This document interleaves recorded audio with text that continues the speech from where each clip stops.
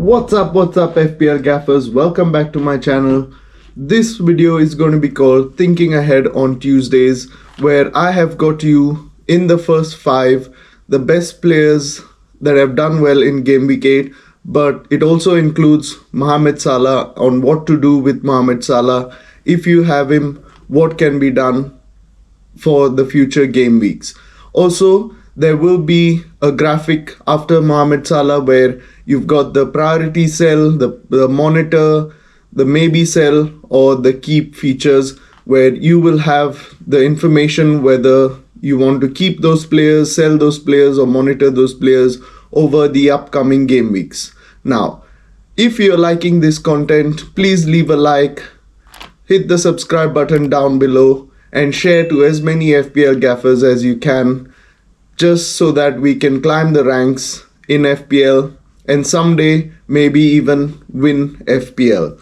So my first player to have done well in Game Week 8 is Jean-Philippe Mateta.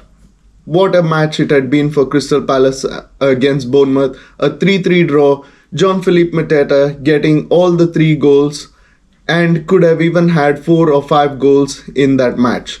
It is worth noting that Jean-Philippe Mateta has risen in price by 0.1 million, and if you're looking to get him in, I would suggest hold back for this game week, as it is Arsenal away and there's no better defense than Arsenal in the Premier League, and I think it might be safe to say in Europe as well. So Jean-Philippe Mateta, his ownership is 11.4%, which is quite good. I think this ownership will rise in the upcoming game weeks, after game week 10 especially, because the fixtures for Crystal Palace will get better after that Arsenal away fixture.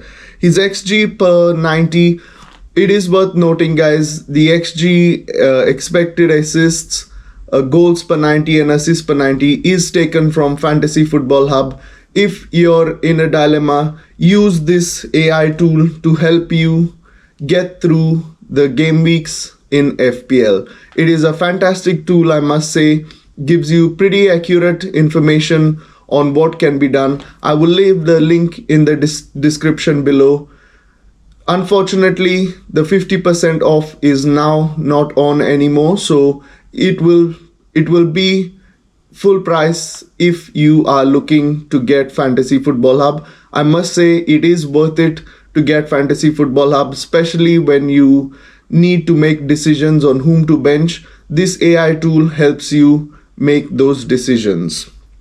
Now his XG, Jean-Philippe Mateta's XG per 90 according to Fantasy Football Hub is 0.99. His expected assists per 90 is 0.06. Assist of course not quite high, but he is a forward. Main job is to score goals, and at 0.99 XG, I think he is a good option after the Arsenal match. Goals per 90 is 0.65 and assists per 90 is 0 again. Of course, he is a striker and he's got Arsenal away, Brentford at home, Brighton at home, Wolves away, Man United at home, and Burnley away.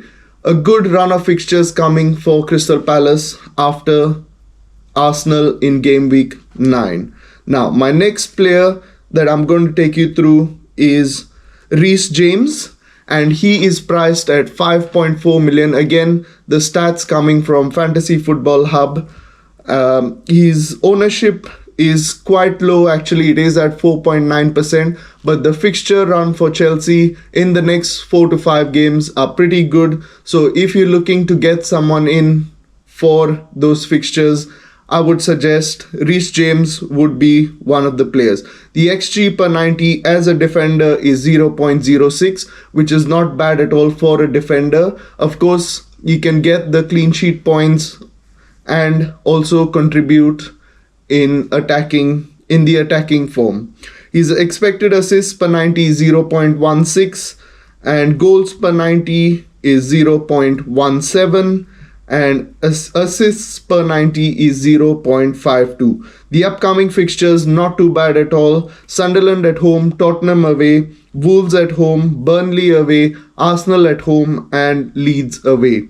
So this is another player in Reece James who has done well in game week 8. He has now started 3 games in a row. Of course, now the fitness building up after that injury that he had in his comeback from.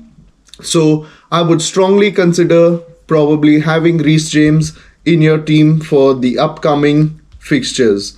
My next player is also one from Chelsea. It is Pedro Neto. I don't think you need to be worried about the minutes for Pedro Neto as such. He's priced at 7 million. Not too bad if you're looking for a midfielder in the 7 million range. Especially if you're downgrading someone like Salah to Saka, you will still free up some more money to have someone like Pedro Neto in your team. Again, ownership is quite low at 4.1%. Good differentials in Reece James and Pedro Neto. They are starting a lot of minutes now for Chelsea, especially with the injuries around the team. And I think Pedro Neto and Reece James, if you're looking for differentials in the next upcoming game weeks, these two could be strongly considered for the upcoming game weeks. His XG per 90 for Pedro Neto is 0.12, again taken from Fantasy Football Hub. Expected assists per 90 quite a bit higher in 0.26. Goals per 90 is 0.31. Of course, he's a midfielder. Chances of either assisting or scoring. And assists per 90 is 0.15. Again, I'm not going to run through the same fixture list. It is Sunderland at home next, and the fixture run is pretty good. So if you're looking to wildcard, or if you have free transfers available to you, please try and use them wisely. I would take a cheeky little punt on either Reece James or Pedro Neto, or even both of them with the upcoming fixtures. My next player that I'm going to talk about is another player who's done well, come in the absence of Evan Nilsson. It is Krupi Jr. who plays for Bournemouth, and he is priced very cheap at 4.5 million. I know some of you might have got him in as the dead spot position, but I think with the injury to Evan Nilsson, I'm not sure yet what the injury is or how long Evan Nilsson's going to be out.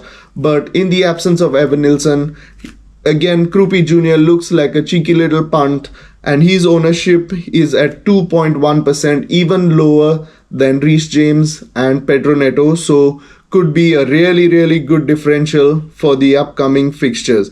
His XG per 90 is actually quite high. It is at 1.31. Again, stats from Fantasy Football Hub. Expected assists per 90 is 0.01. Again, a striker. Main job is to score goals. Goals per 90 is 2.78, which is quite high, I think, for a striker, and in the absence of Evan Nilsson. Bournemouth, a very attacking team. Either Semenyo or Kluivert or even Tavernier can get the job done, but Krupi Jr. is one to consider in this situation. His fixtures coming up are Nottingham Forest at home, Man City away, Aston Villa away, West Ham at home, Sunderland away, and Everton at home. Not too bad fixtures. We know what Bournemouth are. If you already own Senesi and Semenyo, I think a triple up on Bournemouth's players would not be a bad idea in the upcoming game weeks, especially with the fixtures coming up and the low ownership of these players. Now, my next pick is someone who's not done that well, but also deserved a lot from the attacking perspective, I would think. After watching the highlights of the Manchester United and Liverpool match, it is Mohamed Salah. He is 14.4 million. Ownership has dropped a bit from 38% to 34%. Of course, now people are realizing Salah not worth the big price tag, but he could be used or sold, I would say, to get your team in a better position to make more points. He is quite expensive at this point, and for blanking, of course, Salah again is someone who can turn the season in one game. He could come up with a hat trick, he could assist a few goals. He deserved to have come out with some attacking returns in that Manchester United game. Of course, Cody Gakpo hitting the post and putting the header wide from Salah passes could have come up with a lot more. For people who own him, I wouldn't still panic, but if you're going to use wildcard, or if you're looking to transfer him out to get some more money in your team, I think this would be the right time, because after game week 12, the fixtures for Liverpool do get better, and I personally might be considering to get Salah back in after game week 12. So his XG per 90 is 0.32, expected assists per 90 is 0.14, goals per 90 0.25. Of course, we know what Salah is, and expected and assists per 90 is 0.25.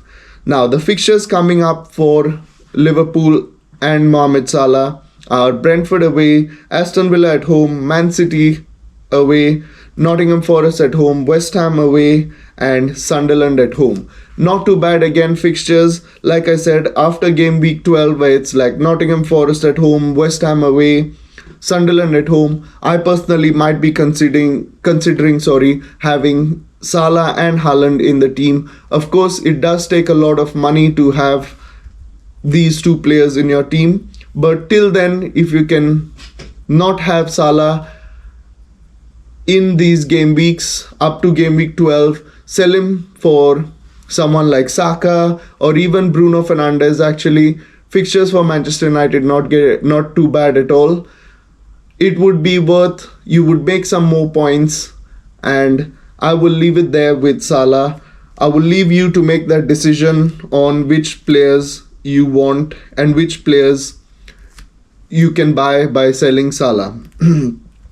Now, to take you through the next graphic, in this graphic I have categorized players according to priority sell, maybe sell, monitor, and keep. So in the priority sell, as usual, again Richarlison being benched ahead of Matis Tel, I have put him in the priority sell. Chris Wood not being favored by Ange Postecoglou a lot, again in the priority sell. And it is also Mickey van de Ven for me. Personally, I am a bit frustrated with Mickey van de Ven with the way Tottenham started, hence why I am looking to sell Mickey van de Ven maybe in this game week or in the upcoming game weeks. Also in the priority sell, I have added Mohamed Salah just for the upcoming fixtures. They've got a Man City away fixture which could be tough. Of course, a lot of us now owning Erling Haaland will be captaining him probably in that game week, or if there's a better option, we would go with that.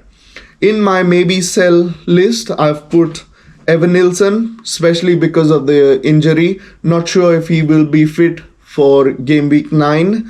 I've kept also Gyökeres in the maybe sell. I think a lot of owners who do have Gyökeres are now regretting it, maybe wanting to have 2 free transfers to take Gyökeres out and get in Saka. Of course, like I said, it's going to need 2 free transfers.